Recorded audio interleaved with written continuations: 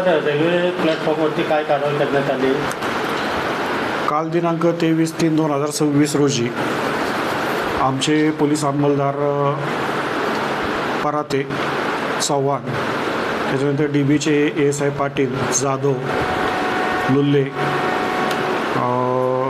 मिर्झा या तसेच RPFचे ASI श्री दीपक कवळे आणि CIBचे कपिल कुमार आणि नरेंद्र कुमार गौतम यांना गोपनीय इन्फॉर्मेशन मिळाली होती की पठाणकोट एक्सप्रेसने काही गुटखा सदृश्य माल येणार आहे.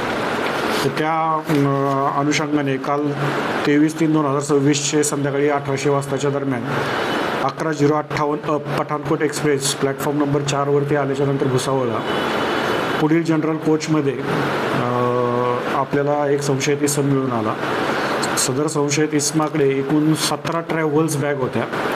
सदर 17 ट्रॅव्हल्स बॅगमध्ये रजनीगंधा, त्याच्यानंतर premium short luxury chewing tobacco अशा प्रकारचे जे गुटखा जे महाराष्ट्रामध्ये बंदी आहेत ते घेऊन जाताना मिळून आलेला आहे. त्यानंतर त्या बॅगा उतरून घेतल्या, त्याच ताब्यात घेतलं आणि सदर बॅगा वगैरे सदर माहिती घेतली असता एकूण 2,53,506 रुपये किमतीचा मुद्देमाल आपण जप्त केलेला आहे. आणि सदर जो आरोपी आहे तो बऱ्हाणपूरचा आहे. त्यांनी सदरचा माल बऱ्हाणपूरमधून घेतलेला होता, त्याच ताब्यात घेतलेला आहे. आज रोजी आम्ही माननीय न्यायालयात आम्ही त्यास हजर करत आहोत आणि त्याच्याकडे अजून सखोल चौकशी करणे बाकी आहे. नेमका तो पुढे घेऊन चालला होता तो?